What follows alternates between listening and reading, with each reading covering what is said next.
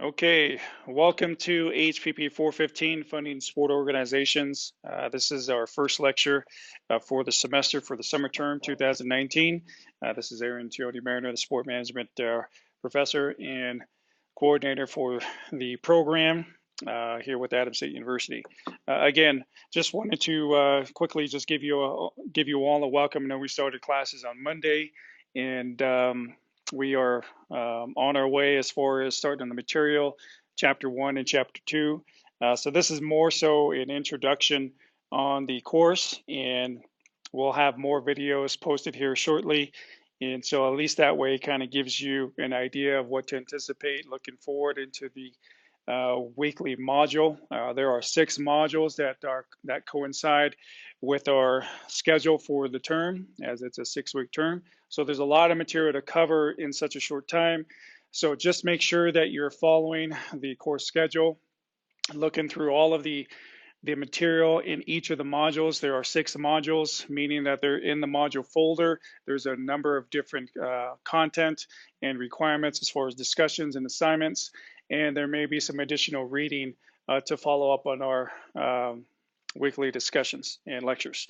Okay, so again, this is just the first of many lectures, video lectures. And again, all of the video lectures are very short, a couple minutes just to kind of introduce the topic and then move forward into the course content. Now, when we get into this course for the semester, we're going to cover a lot of different aspects in terms of how sport organizations are funded. And so there are a number of revenue sources, right? It's not so much just on ticket revenue. There's other ways that sport organizations can fund themselves. And many teams and venue operators have been able to exploit the abundant revenue generating potential of modern sport facilities, right?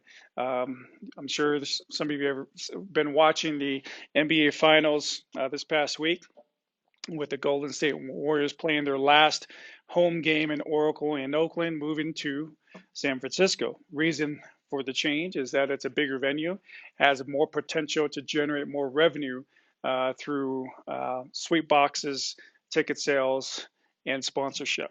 Okay, so like I mentioned earlier as we started this lecture, the focus of this particular course is on sponsorship.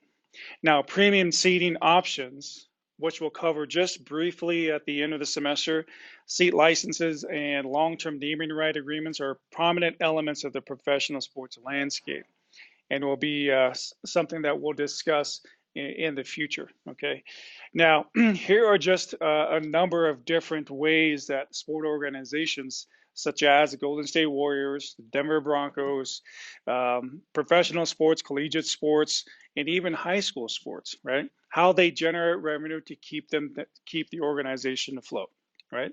So we have ticket admissions charge, right? Surcharge, concession sales, food and beverage, luxury suites and club seats.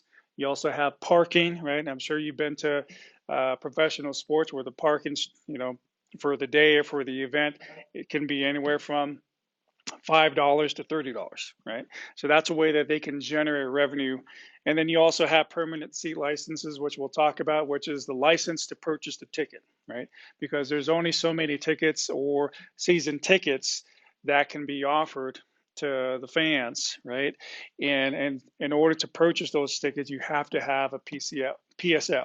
Okay, it's a way to generate additional revenue, especially if it's a sport organization that's moving from one stadium to another and they need a large amount of money for down payment. The way that they can put that money down or put a big chunk of it down to pay for the new facility or arena is through the personal seat licensing. Okay, so we'll talk more about that in a few weeks here. There's also broadcast rights, right? So broadcasting rights where it's CBS, NBC, TNT, Fox Sports, ESPN, they pay a large amount of money to broadcast the games, right? And because of the large revenue that's generated, the majority of the money that is poured into professional sports and collegiate sports has to do with broadcasting rights. And we'll get into broadcasting rights later, and I'll show you a lot of the different statistics given for for each of the sport organizations. Then we'll talk about naming rights. in this particular course, and also venue advertising. So the three main things that we'll discuss in this particular semester is the luxury suites, naming rights, and then venue advertising, which is also the sponsorships, right? Now, they're all tied into a sponsorship in sport organization.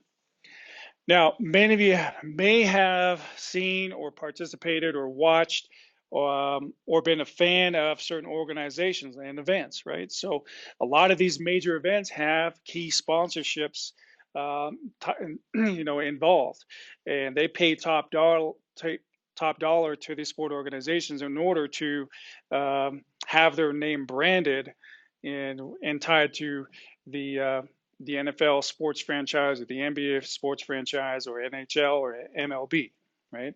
So these are just a few examples of events that are tied into some key sponsorships. And then we also have the private companies and sponsorships that are involved, right? You have the Under Armours, the Buicks that's involved with the PGA.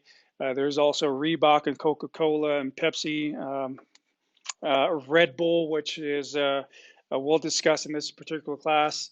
That is one of the key success stories when it comes to a small private company growing to become an international company through sponsorships and action sports, right? So here are just a list of key sponsors or private companies involved in the sport industry, right? And so I'm sure that you're very familiar with and have seen a lot of these sport organizations highlighting these key sponsors throughout their stadium, arena, or even in commercials. Okay.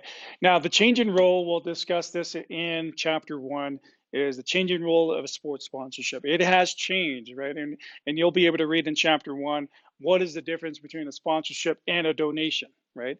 And the text will talk about, the business relationship. It'll also talk about the commercial potential and also the exchange and the IRS classification. What deems one company to be a sponsorship and what deems an activity to be a donation.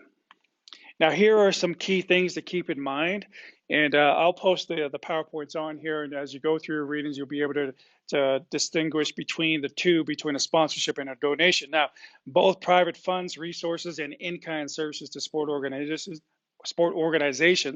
but they have different benefits, right?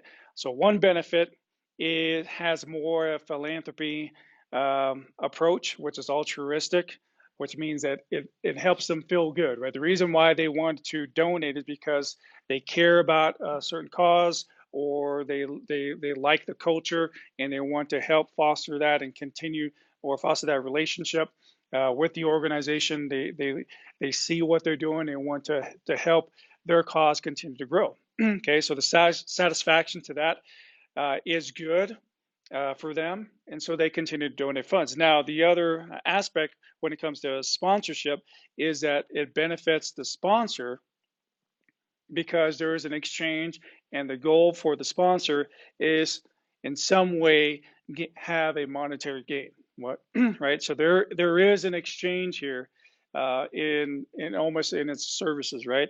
The reason why we want to sponsor because we want to build our brand, we want to increase our awareness throughout the series, or to hopefully enter a new market and gain more market share within a particular product or service, right? So a distinction of investments made by IRS depending on tangible benefit. If tangible, classified as a sponsorship investment undertaken for commercial advantage and is not eligible for a tax deduction, right? Now, if intangible qualifies as a gift and is eligible for a tax deduction. So these are the two things that you'll have to distinguish. What is a sponsorship? What is a donation?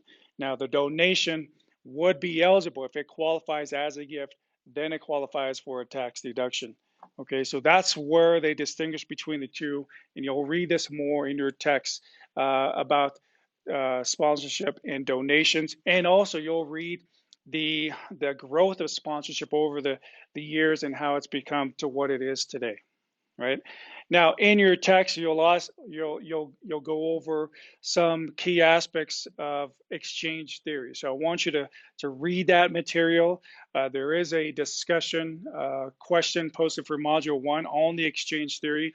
I want a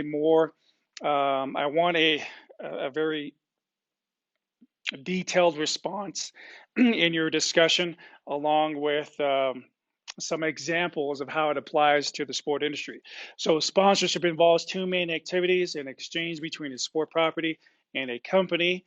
And number two, the marketing of this linkage, which is primarily a sponsor responsibility, but a sport property has a central part and role in facilitating it. So I want you to focus on Exhibit 1.1, Figure 1.2 on page 5 in your text when you're going through the exchange theory.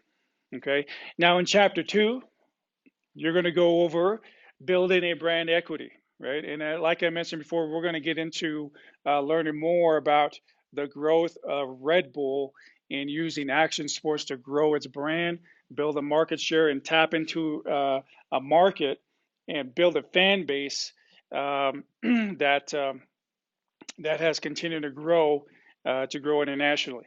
So the brand equity concept is what you'll cover.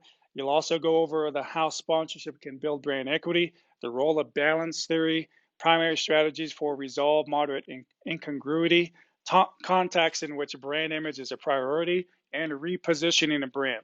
So the pages or the exhibits that I want you to focus on is 2.1, 2.2, 2.3, and 2.6. Okay, so again, there's a lot to cover for this week. Again, next week there'll be another video to introduce the topic and what are some key things I want you to focus on your chapter readings.